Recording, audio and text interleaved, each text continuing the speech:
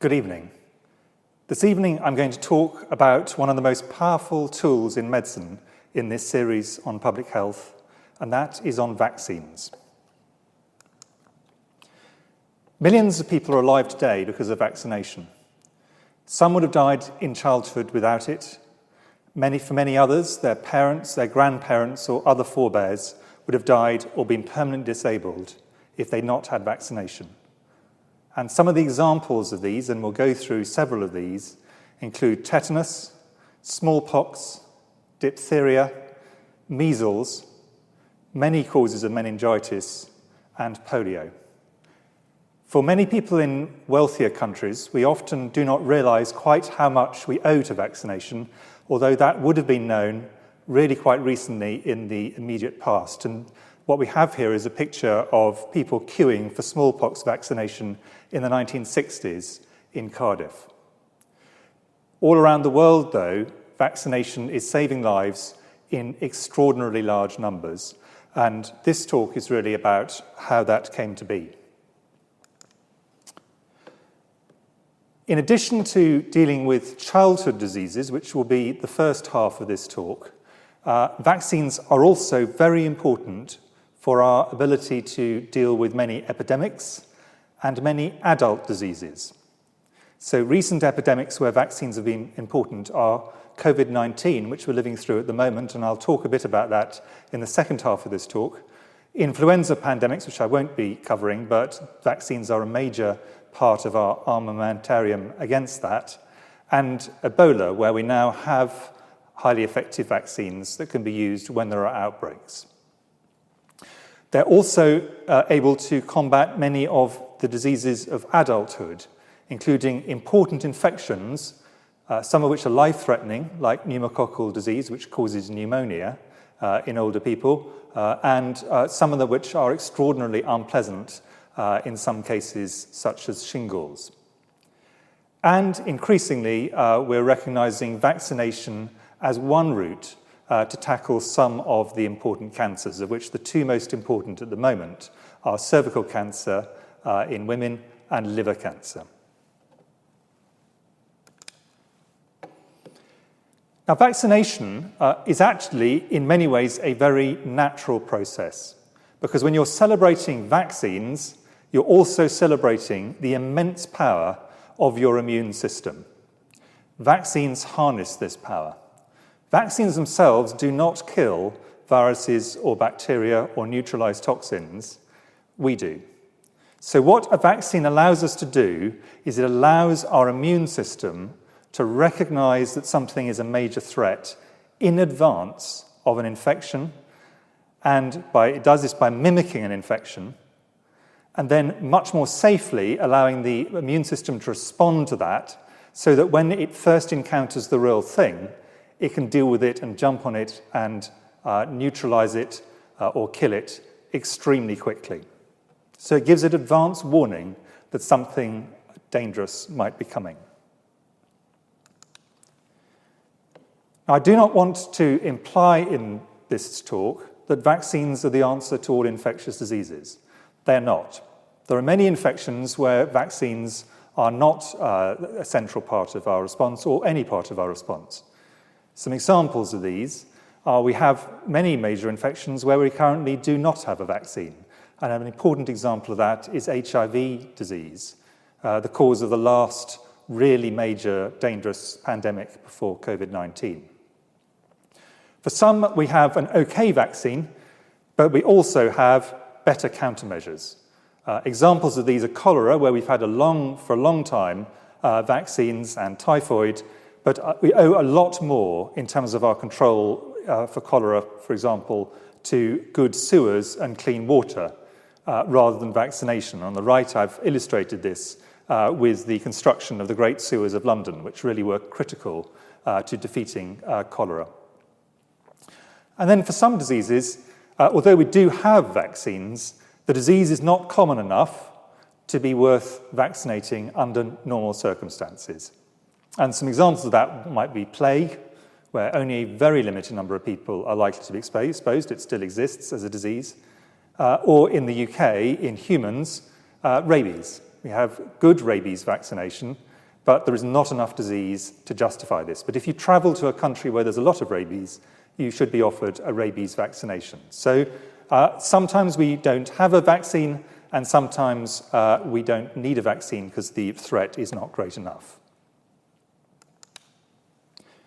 But for many diseases, and many really appalling diseases, we do have vaccines, and we need to use them to reduce the threats.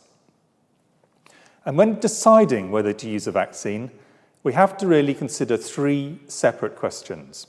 The first is this disease a significant risk? If the disease is trivial, or if it is so uncommon you're almost never going to come into contact with it, it's probably not worth having a vaccine even if one is available. The second question is, how effective is the vaccine? And if you don't have a highly effective vaccine or a fairly effective vaccine, then it's really not worth vaccinating in many cases. So you need to have highly effective vaccines for significant diseases, and they have to be effective for long enough for the protection to be worth having. Some bits of immunity don't last very long. Some vaccines, a single vaccination lasts for a lifetime. So it is a very variable situation, but you need to have an effective vaccine, obviously, to be worth continuing. The third question is, what are the side effects? Most vaccines are actually extraordinarily safe.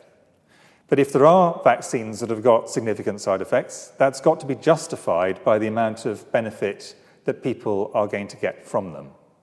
So if you consider, for example, polio, this child is in an iron lung from polio, it was possible to accept a very small but real risk from the vaccination in the early phases, the early stages of the vaccination, less safe vaccines, because this was a very common, extraordinarily dangerous disease. So you need to be realistic about the side effects, and they've got to be small enough that it's still worth doing, because you then need to do a benefit to risk decision. There's got to be a significant benefit from the vaccine, and you've got to be sure that the risk is smaller than that benefit for the average person who's getting it. This is true for all of medicine. This is true for if you're prescribing a drug, if you're undergoing a major operation. It's always about what is the benefit compared to what is the risk. But the great majority of the vaccines that I'm going to be talking about today are extraordinarily effective against really unpleasant or very dangerous diseases, and they are very safe. The spur to vaccination was smallpox. Smallpox is an ancient disease, goes back a very long way, with major epidemics in Europe and elsewhere. And the more common form, variola major, had a mortality of over 30%, and in infants, over 80%. So this is a very dangerous and also very common, at that point, infection. Survivors were left badly scarred, and up to a third in some reports were left blind. So this is a very major disease. Now, it had been known since as early as 480 BC, so for a long time, that survivors were likely to be immune. It wouldn't have been called that at that stage, but there was a recognition if people had had the disease that they were at much lower risk of getting it again, and in some cases were asked to nurse the sick who had it. And this was a major cause of mortality around the world. Here in London, for example, in the 1750s, pre-vaccination, around 10% or more of deaths in London were due to smallpox. So this is a very major public health issue. The first steps towards vaccination were a process called variolation. Variolation was an early practice that was developed in Asia and Africa. And in this, pus from a pustule from someone who had smallpox was inoculated with a sharp instrument into someone who had not had the disease, into an area which was generally invisible under normal circumstances. And around 2% of the people who had this would contract smallpox and die, and in some of them, they would pass it on to other people, and it would cause an outbreak. But this was much better odds than natural infection, which had a higher chance of killing them and a higher chance of causing disfiguring scarring, and therefore people were prepared to undergo this process. So here's an example of a very high-risk inoculation, not a vaccination, but a very high-risk process, but the risks of not having it were even greater. And this was introduced into Western Europe from Turkey by this remarkable woman, Lady Mary Wortley Montagu, also a writer and poet and adventurer. She brought with her the embassy doctor who undertook a trial, a study, in prisoners in Newgate Prison, just up the road from where I'm speaking here, in 1721, that demonstrated it was possible to do this procedure, and then the prisoners survived, and when they were challenged with smallpox subsequently, they didn't get it. The prisoners were, at least under some circumstances, volunteers. But this, of course, is a very dangerous process. And the next step, and really the first and critical step towards proper vaccination, was undertaken a bit later by this remarkable man, Dr. Edward Jenner. It had long been known in folk wisdom that dairymaids and others exposed to an infection called cowpox from cattle did not get smallpox. And Dr. Jenner, who was a Gloucestershire country doctor, would now, I think, probably be called a GP, but also a scientific polymath. He was a remarkable man who became, for example, a Fellow of the Royal Society for his descriptions of cuckoos, looked at hedgehog hibernation, covered multiple areas of medicine, and also went ballooning. He was one of those people who did almost any scientific thing that came his way. But he was the first person systematically to study this.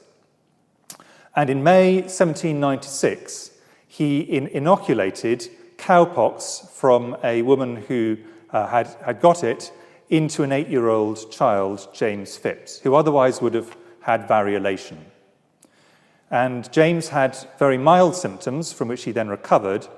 And when he subsequently had the variolation inoculation with smallpox, the smallpox did not take. He was protected. This is the first example of being able to use an extremely mild infection and use this to protect against a much more serious one. And Jenner continued to improve this technique, to promote it, to vaccinate the poor in his area. And vaccinate came from the word for cow, which is hence the name.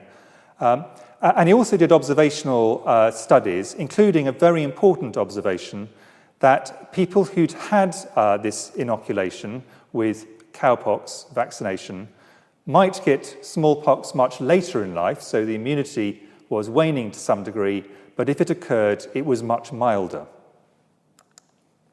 And this observation by Jenner is important. And it's important, in fact, for thinking about some of the vaccines we're currently considering for COVID-19. Many vaccines are not all or none. That is to say, you may well have a situation where a vaccine prevents infection, you don't get any infection, or it may prevent significant disease, although you still get infected, or if you have significant disease, it may prevent you from dying, which you otherwise would have done without the vaccination. So vaccination is not an absolutely all or none effect. And this is illustrated by these two boys, both of whom caught smallpox at the same time from the same source. The boy on the right was vaccinated and has very, very minimal pustules. The boy on the left was not vaccinated, and you can see the result. So this is a situation where the vaccine significantly reduces the severity of the infection, even if it does not prevent it. And many vaccines reduce severity of disease, even if they don't stop infection. And the second thing from Jenner's observation is the effects of vaccines can wane over time. Vaccines for smallpox continue to work and continue to have a major impact on reducing smallpox, first in higher income countries and then around the world. And it got to the point where in 1959, the World Health Assembly, which is the formal body for the World Health Organization, agreed that we should, as a globe, try to eradicate smallpox. And at that point, roughly 2 million people a year were still dying of this disease. The vaccine used was very similar to the one used by Jenner.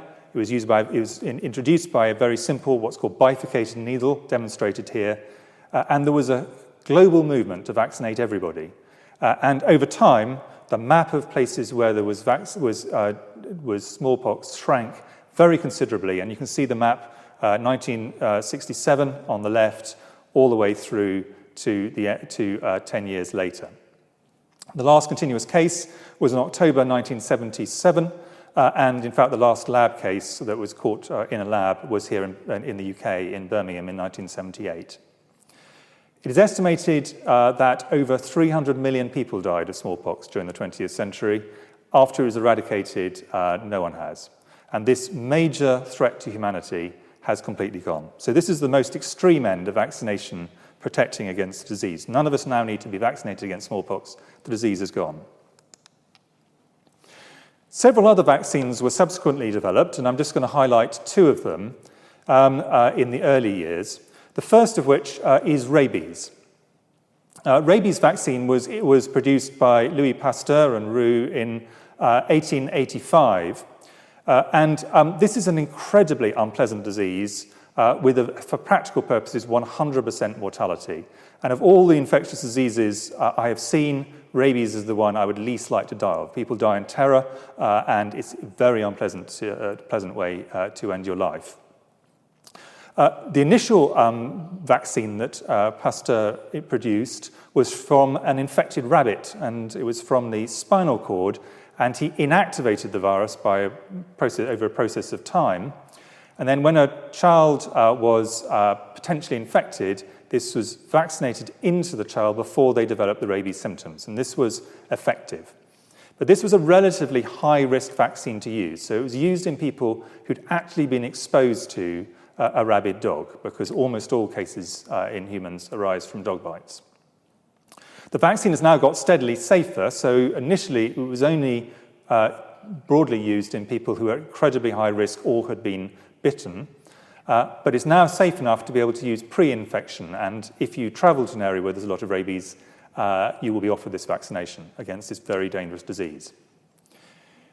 A second use for the vaccine, however, was also to vaccinate dogs, and in areas where there was rabies in the wild animals, to put out bait with vaccines for example, foxes. And this has led to rabies, the map of rabies, gradually moving away and becoming smaller and smaller in area. So, for example, there's very little rabies now in Europe, none are here in the UK. So here's another terrible disease, massively reduced by this vaccine that was a relatively old vaccine, but which has steadily become a lot safer. The initial vaccine was effective, but less safe. It has become steadily safer. And the third relatively older vaccine I'd like to highlight, largely because it's a centenary of it being used for the first time in humans, is BCG. BCG, so you have live virus, but a different species for cowpox to protect against smallpox. You have an inactivated, for practical purposes dead, virus for rabies. BCG is a live, related, but what's called attenuated, weakened mycobacteria. These are the kind of infection that causes tuberculosis, and it in fact came from bovine tuberculosis, again from cows.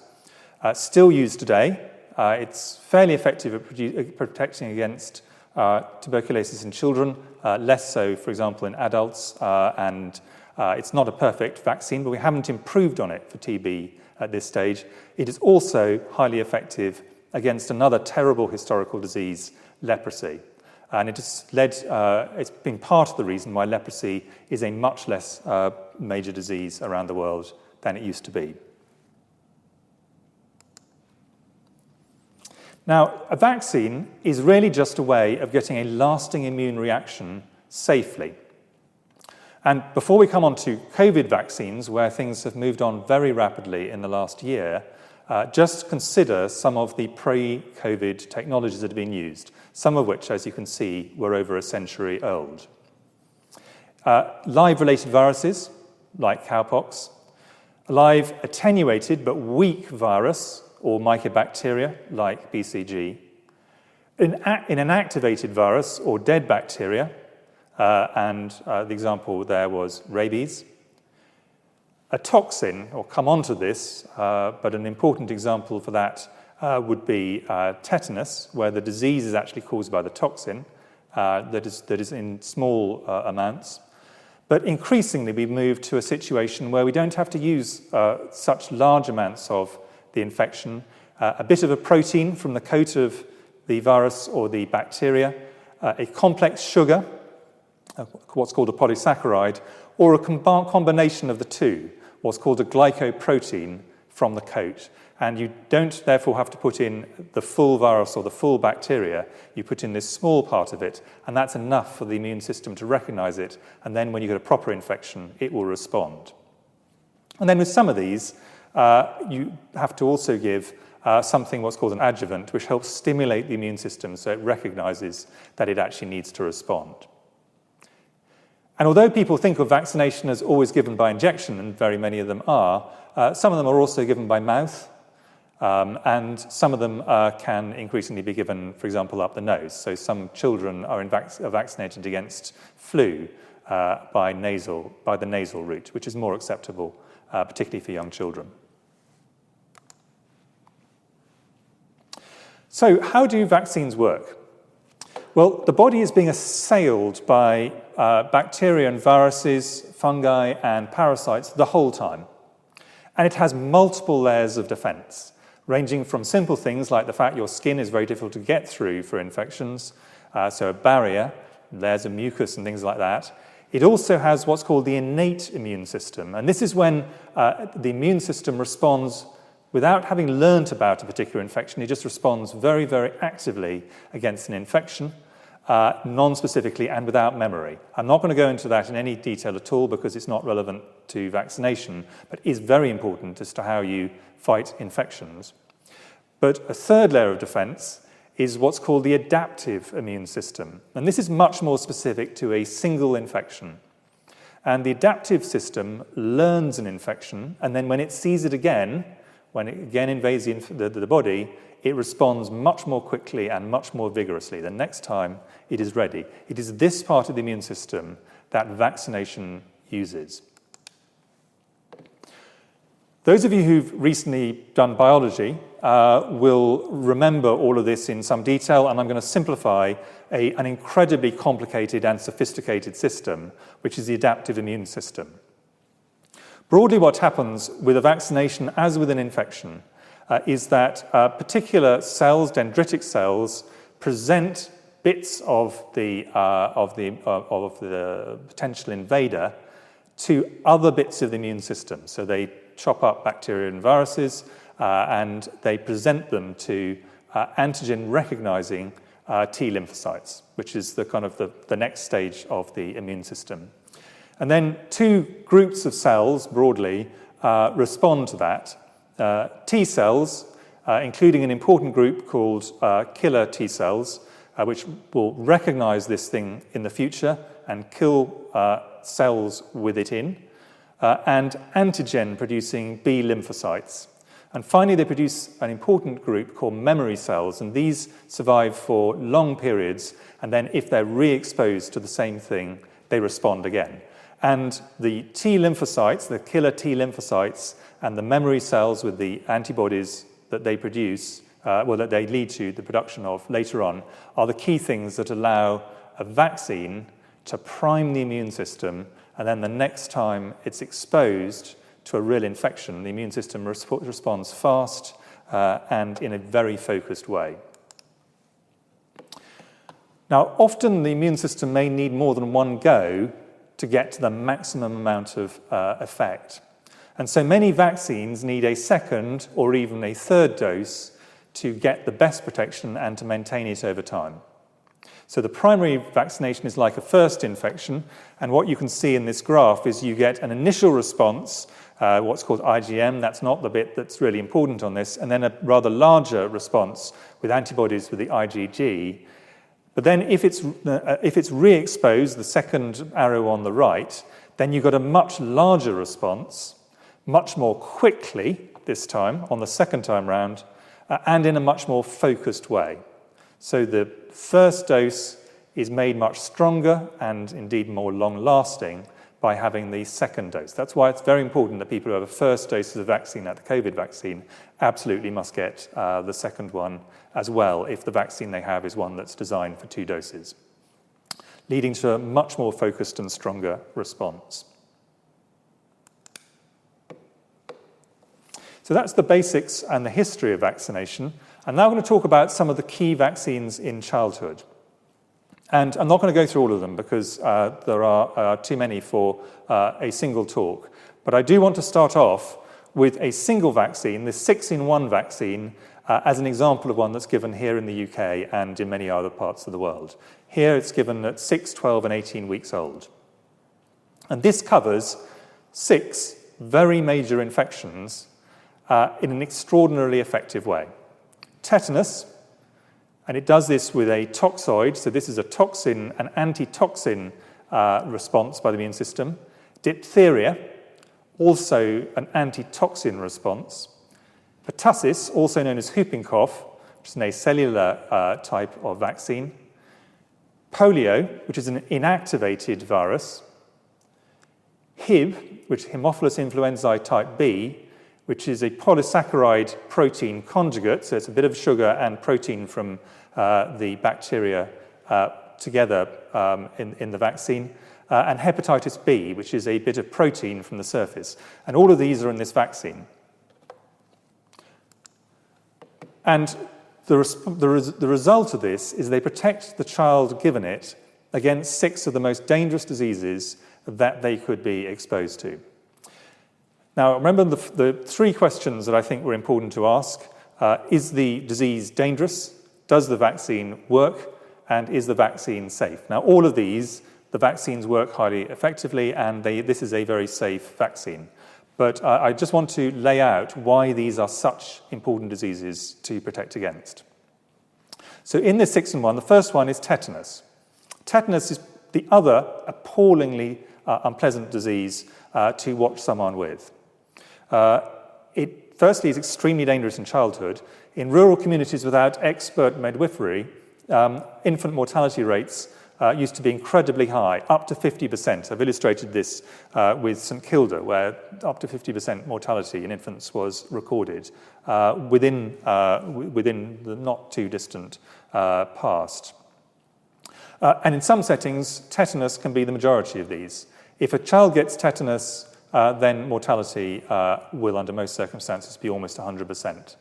And in adults, it's an incredibly unpleasant disease, which leads to very painful spasmings and often death, illustrated here by a famous painting by Sir Charles Bell of a soldier who had tetanus. The vaccine is a toxin which is inactivated. It's a toxoid, and that's because the thing which causes the disease is not the infection, but the toxin that the bacteria produces. And therefore, the vaccination is against the toxin. The vaccine's highly effective. It was introduced widely in the 1950s, developed a little bit earlier. Doesn't stop the infection. The infections still happen, but stops someone getting the disease. But because it's not stopping infection, it has no herd effect. So only people who are vaccinated are protected. People who are not vaccinated are not protected in any way. Very safe relative to risk of disease. Severe allergic reactions, which are treatable, are less than 1 in a million. And tetanus was very common in rural Europe and North America, and the rates came down very rapidly. So by 2019, only 4 cases, for example, in the UK. It used to be a very common disease. And there have been, thankfully, recent rapid drops in Africa and Asia. Maternal vaccination has almost eliminated neonatal tetanus. The second disease which this protects against is diphtheria.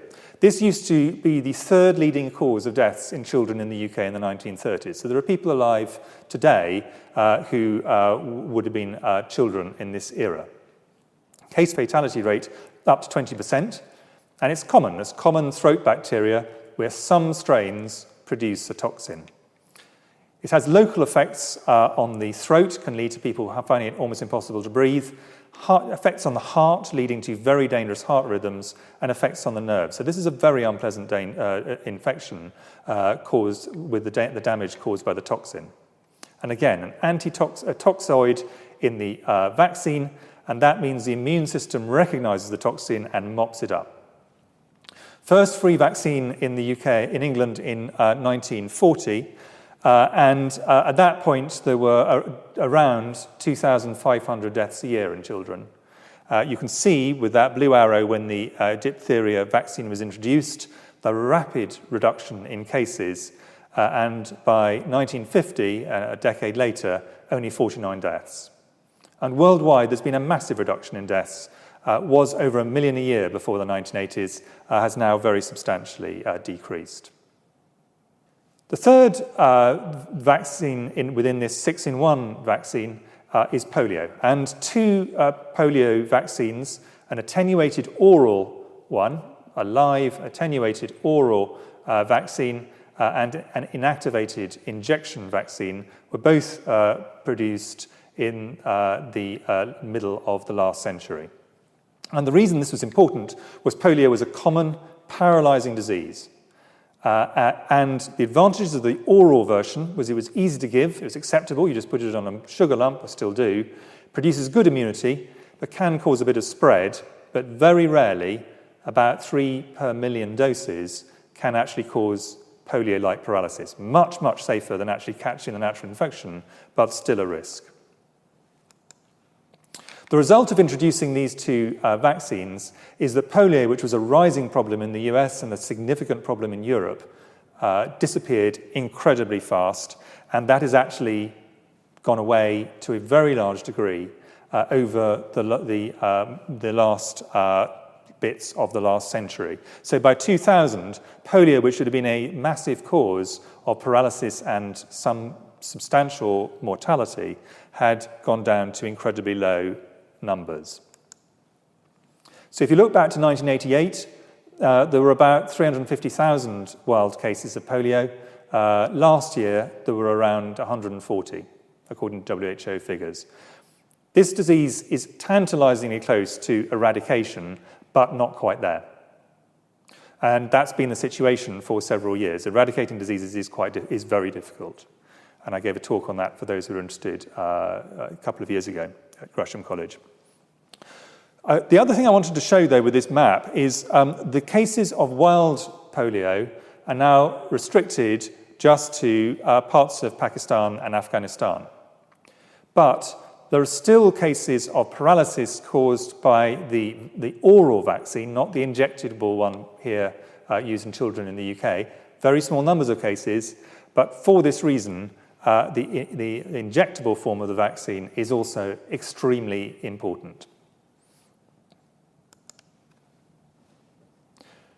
The next thing in this extraordinary vaccine that children have is a vaccination against a bacterial infection, Haemophilus influenzae B, Hib.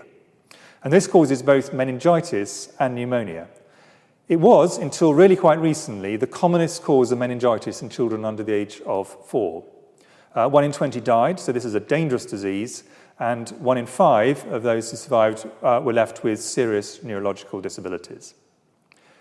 The vaccine was introduced in the UK in 1992, and it reduced the incidence extraordinarily fast by more than 90%. You can see with the arrow where the vaccine was introduced. And so if you compare the numbers, in 1991, 759 cases, by 2014, only 2 in this age group. And it also reduces carriage, which means people who actually carry it and can infect other people. So injecting someone else's children also protects my own family's children. And I'm glad to say, been a global program now since 2014 against this almost entirely preventable but potentially very serious disease in children. And the final one I wanted to talk about in the 6-in-1 vaccine was hepatitis B. This is a relatively rare disease in the UK, but a very common disease globally, and it can cause cirrhosis and it can cause liver cancer. It can be passed on 3 ways. Mother to child. If the mother's infected, she can infect her child. Then infected children can pass it between themselves by playing together. And then in adulthood, it can be passed on either sexually or by intravenous drug use and occupationally for healthcare workers. It's a relatively rare cause of liver cancer and cirrhosis in the UK, but a major one in Asia and Africa with a very high mortality. The vaccine is 90 to 95% effective, and in Taiwan, for example, which had a lot of hepatitis B, the vaccination program for infants reduced cancer incidence by 80% and mortality from the cancer by over 90%. So it is an astonishing vaccine. So that's 5 of the 6 things in the 6-in-1 vaccine, and there are several other vaccines that children will get. Rotavirus, which is an oral vaccine against a significant diarrheal disease, which around the world kills many people, and you can see very clearly in which year this vaccine was introduced. Waves of rotavirus that occurred every year, predictably, largely disappeared when the thing was introduced. Meningococcus, which causes meningitis and septicemia, and pneumococcal disease. And then an important one, MMV, for measles, mumps, and rubella. I'd now like to move on to vaccines used in epidemics. And we have several different approaches to vaccines in epidemics. There are known vaccines against known infections. We get yellow fever epidemics from time to time. There was recently one, for example, in southern Africa, and we have a very good yellow fever vaccine which can be used. Known epidemic, known vaccine. Then there are epidemics we can get against a known infection that you need to adapt to the vaccine, and an example of that is seasonal influenza and, from time to time, fortunately rarely, pandemic influenza. And there you have to adapt a known vaccine to a new variant of the disease. Then you can develop new vaccines against a newly emerging threat. So, for example, Ebola has been known for many years, but it wasn't until we had a massive outbreak in West Africa, which many people will remember, that we realized we needed to really push forward the development of vaccines, and Ebola vaccines have been taken forward and are highly effective. And then we need to be able to develop vaccines against new threats. And the most important of these now, by far, of course, is COVID-19. Finally, 2 additional ones. There are some epidemics where we might get a vaccine, Zika, for example, a recent major problem. And then there are some epidemics where we have struggled to get a vaccine, of which the most important is HIV. So we shouldn't assume that every time we have a major epidemic, we will always be able to get a vaccine. Sometimes that will not be possible. Now, if you have an epidemic, there are several different approaches you can take, but the thing you're likely to be faced with is that for at least some period of time, you're going to have a scarce amount of vaccine and a significant number of people potentially at risk. And there are broadly 3 strategies you can take. The first one is you can say, I've got a limited amount of vaccine, and I'm only going to give it to people who are at the highest risk because I don't have enough for everybody. And therefore, I'll try and find the people who are at the highest risk of dying, or the ones most likely to catch it, or the ones most likely to transmit it. So you identify high-risk people. The second approach you can use, and it was very effective with smallpox and was used also with Ebola, not relevant for COVID, is something called ring vaccination. And this works when you've got small numbers of cases which are easy to identify and a fast-acting vaccine. And you identify a case, and then you vaccinate everyone around them, the people they come into contact with, and then you generally then vaccinate all their contacts as well. So you provide a ring of protection around the person who's infected. That's called ring vaccination, and that stops it spreading into the wider community.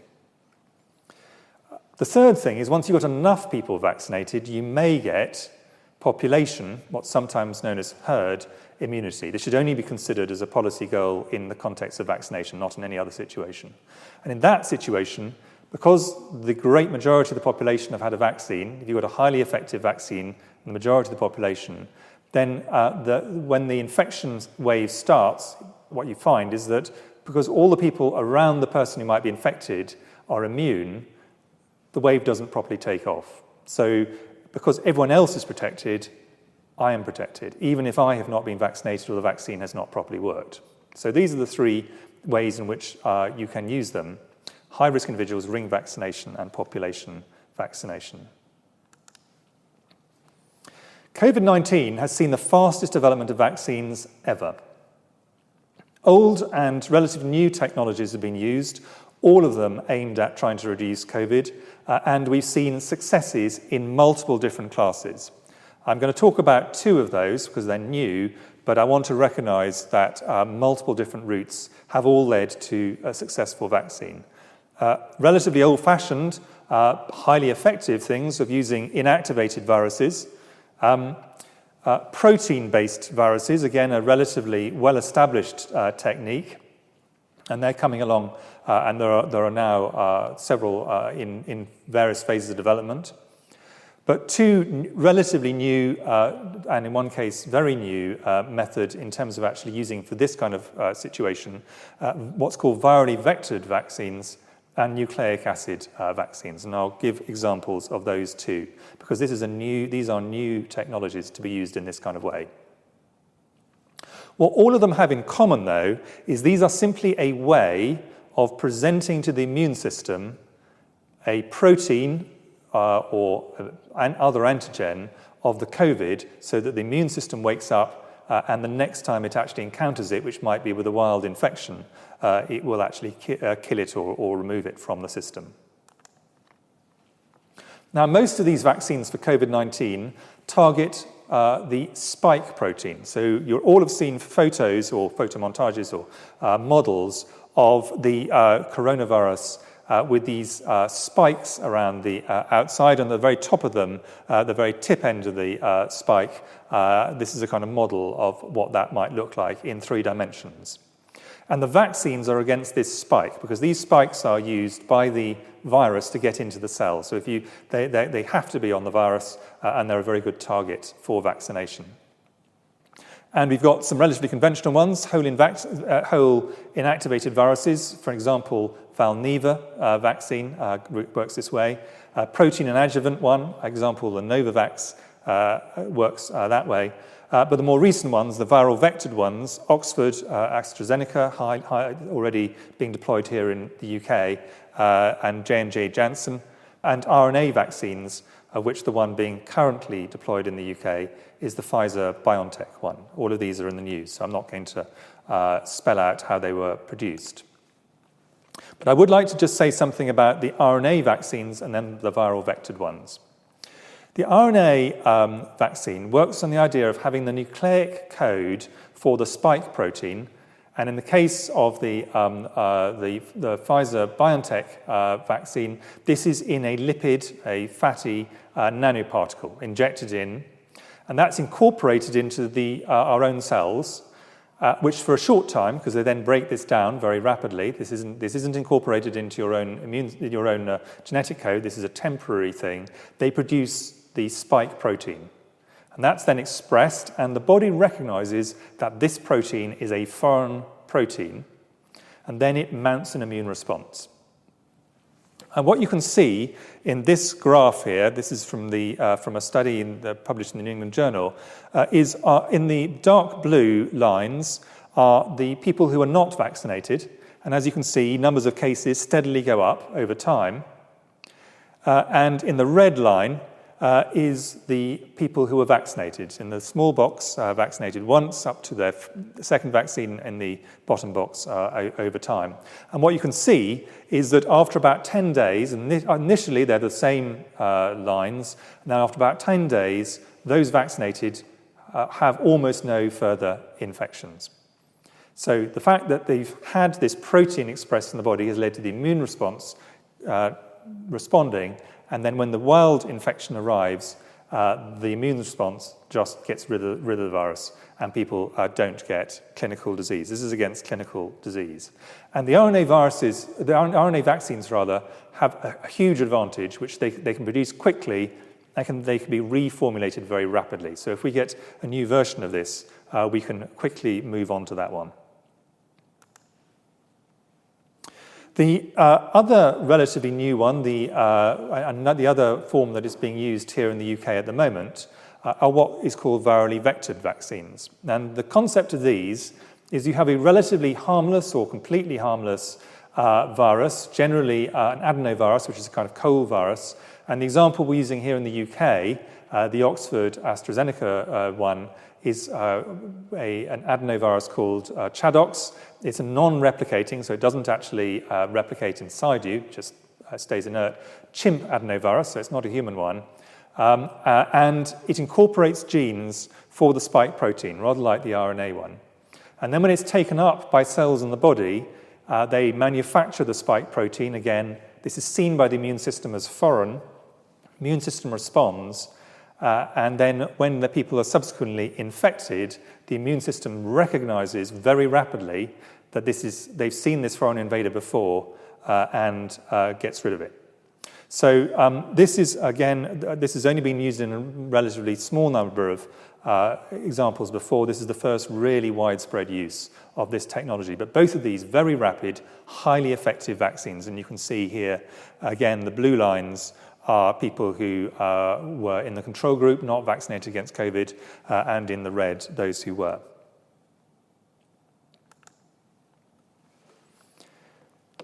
Now, when you start off vaccinating in an epidemic, vaccination initially mainly protects those who are vaccinated because you don't have any population protection. There's only a small number of people protected, because you've only got small amounts of vaccine. And therefore, it makes sense to vaccinate the people who are at the highest risk of coming to significant harm. And in the case of COVID-19, the very strongest predictor of this is age. And so the oldest people are by far the highest risk of dying, of going into hospital and having severe disease. And as you go down the age spectrum, the risk is much lower. So if you've got a limited amount of vaccine, you vaccinated the highest risk first, and the highest risk are the elderly.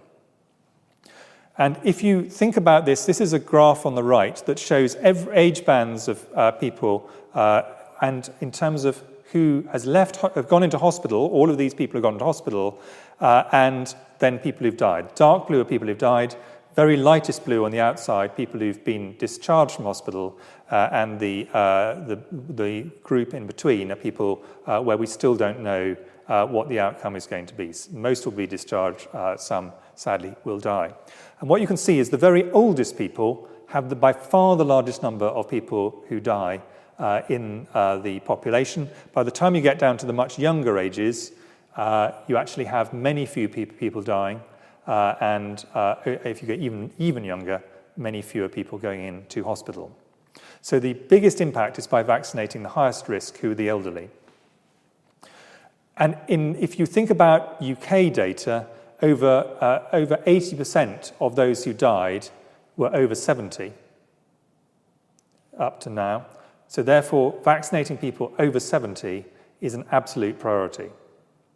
But that doesn't mean that covers everyone who'd go into hospital. And this constituted only just over half of those who went into hospital. So large numbers of younger people still have severe enough disease to have to go to hospital. So you start off with the oldest, and you go down the age bands. And you can think about it this way, which is, if you assume the vaccine was 100% effective, and no vaccine will be 100% effective, if you assumed it was 100% effective, because such a high proportion of the very oldest people, particularly people in care homes, are at most risk if they catch this disease, you would only have to, if this vaccine were 100% effective, vaccinate 20 people in care homes to prevent a single death. If you took people over 80, you'd have to vaccinate 160 people to prevent a single death. If you chose people over 50, you'd have to vaccinate around 8,000 people to prevent a single death. And if you choose healthy people who have no other medical problems under 50, you'd have to vaccinate 47,000 people to prevent a single death. So what this shows is you get your biggest effect from vaccinating the oldest people. But what you hope is that as you move down the age bands, you soon get to a situation where, firstly, all the people who are most at risk of dying have been vaccinated, then all the people who are most at risk of being in hospital have been vaccinated. But the third thing you want is to reduce even the small risk of younger people having a very severe outcome. And sadly, people have very severe outcomes, and some people die even in the youngest age bands. But you also then start getting to a situation where enough of the population is protected that you actually have many fewer cases in the general population. The rates go right down, and that protects everyone. You get towards some form of population immunity. It may not be complete, but a long way towards that. So what do we know and what do we not know about COVID vaccines at this stage of time? So this talk is being given in February 2021. We know that natural immunity, and generally that's a good predictor of vaccine immunity, lasts at least 6 months. We know that there is much lower reinfection rates after a natural infection, but not none. So we do not expect that after vaccination there'll be no further cases. We think they'll be substantially reduced. We know that multiple vaccine types with the spike protein reduce infection. So it's not just one type of vaccine, lots of different types of vaccine all produce highly effective results. We know that this has got a good side effect profile, and data that has very recently come out in the UK, for example, implies that the rate of severe reactions is probably about 1 to 2 in 100,000, and these are ones which can be reversed. They're not necessarily in any sense long term, but 1 to 2 in 100,000, and for milder reactions, maybe 3 in 1,000. But these are things like feeling feverish, having pains, and so on. We are confident that immunity to severe disease is likely to be better than just to infection. So even if the vaccine doesn't protect you from getting infected at all, it is likely to lead to you having less severe disease. And we are confident that if we get mutations that get around the vaccine, we should be able to revise the vaccine relatively easily. What we don't know is how long the protection lasts, particularly in the elderly. We don't know how easily and rapidly COVID-19 escapes from the immune system, so evolves around it. We don't yet know what the impact of transmission is at an individual level, so you can't be sure if you're vaccinated that you cannot pass on the COVID to someone else. And we also don't know what the effect of large-scale vaccination is on transmission at a population level. So there are several things we do know with confidence, but there are also several things that we do not. But overall, what we're confident of is we have a highly effective and safe vaccine against a very major disease. And for this reason, this vaccine is being deployed in the UK and around the world.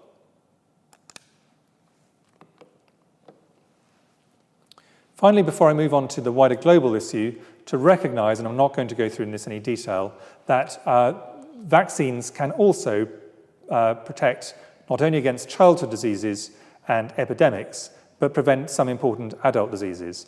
And the one I want to highlight is cervical cancer. Globally, around 500,000 women are affected by this cancer, around 3,000 cases a year in the UK. Often younger, this is a cancer which affects people in young adulthood, and is almost entirely preventable by a combination of vaccination and screening. A vaccine was introduced in 2008 against the two most common causes of the virus, HPV, human papillomavirus, which actually causes the cervical cancer, and that led to a substantial reduction in those viruses, but the other HPV viruses were unaffected, so demonstrating it has a very specific effect on this. And the vaccine effectiveness against these two most important ones was around 82%. And then subsequently, the vaccines have been produced which actually cover a wider range of the HPVs that can cause cancer. So they certainly work against the infection. Now, we know it's going to reduce the rate of cancer, and probably very substantially. How much it will reduce cancer will depend on how long the immunity lasts, and this is a relatively recent vaccine. We're confident it lasts many years, but does it last decades? What percentage of girls are vaccinated, because it's really essential they're vaccinated before they become sexually active, and what the effects are over time. And what you have here is some modelling studies that show that depending on how long the effect lasts, if it's a lifetime vaccine, then we will get an even bigger effect in reducing cancer than if it lasts for only a decade. But we are confident that this vaccine is going to substantially reduce this important cause of cancer in younger women. The number of deaths vaccines avert is remarkable, especially in lower and middle income countries. There was a recent study which came out this year which estimated the effects of vaccination against just 10 different diseases. This is not all the vaccines available. And their estimate was that between the years 2000 and 2019, so the last roughly 20 years, 37 million deaths were averted. And amongst children under 5 years, a 57% reduction in mortality, most importantly from measles. So vaccination has a massive impact globally. And we're increasingly moving to a world where the vaccines in childhood that I talked about earlier on in a UK context are available around the world, including in lower income countries, through a variety of mechanisms such as the Gavi system. There's been a delay between high-income countries getting the vaccines and low-income countries, and of course we should do everything we can to minimize that delay to as close to zero as possible. But there has been a very substantial increase in the amount of vaccination, very similar to the vaccines given here in the UK, in Africa, Asia, and Latin America. So if you look on the left, using diphtheria, pertussis, and tetanus-containing vaccines as a kind of marker, on the left you have 1981, and on the right, 2016. Red, less than 50% vaccinated. Blue, dark blue, more than 90% vaccinated. A transformed picture around the world, a really substantial improvement in vaccination rates. And the result of that is the number of child deaths caused by vaccine-preventable diseases has really rapidly decreased. And the improvement in child mortality is one of the great triumphs of public health over the last few decades. So if you compare 1990, almost 12 million children under 5 died. In 2017, that number was down below 6 million. And the coloured bars are ones which either are completely vaccine preventable or to a large degree vaccine preventable. And as you can see, those have come down very rapidly and will continue to come down because of the rollout of vaccines. So huge impact on child mortality around the world. So finally, Dr. Jenner's legacy. Dr. Jenner, by producing vaccination, a much safer way of preventing infections, led to many of the most feared diseases largely gone, where vaccines are available, substantial protection against multiple diseases of childhood, new and rapid approaches to responding to epidemics, as we're seeing now with COVID-19, major drops in adult disease continuing, including cancers, and vaccine science is advancing rapidly. I'm confident that vaccines will get more effective, safer, and increasingly may start to move into other diseases, such as cancers. A remarkable legacy. Thank you very much.